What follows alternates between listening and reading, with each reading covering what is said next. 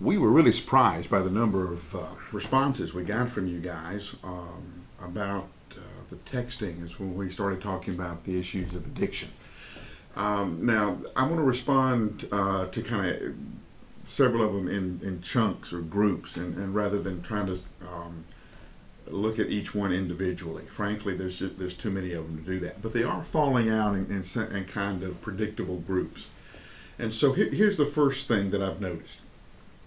When you'll send me an email, you'll say, here's what I'm trying to deal with.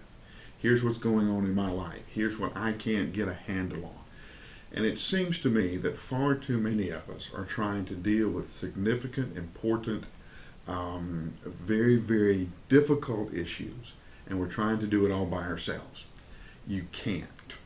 There's a reason that God talks about family so much, and he talks about brothers and sisters so much, and he talks about being in the family of God and the family of Christ, and how we're brothers and sisters to each other. You have to be in a small group.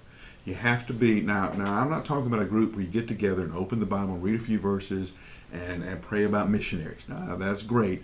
I'm talking about a group of fellow believers who know you, who you've opened up your life to, and who can say, how are things going, and you will give them an honest answer.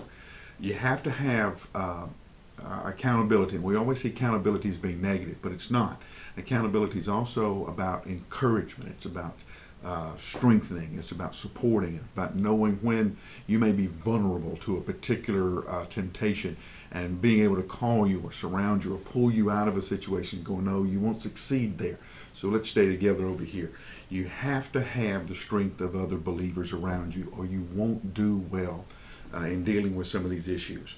So if you're sitting out there and you're dealing with this hole in your heart, this anxiety that shows itself in anxiety and some kind of addiction, find yourself a small group, a good, deep, small group of committed believers who love you and with the love of Christ, and who are eager to see you to grow into the person that Christ has created you to be.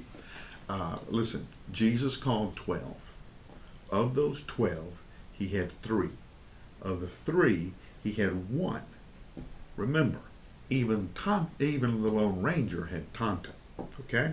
You got to get in a small group. That'll be the first step for a lot of you in finding the health of a Christ-centered life.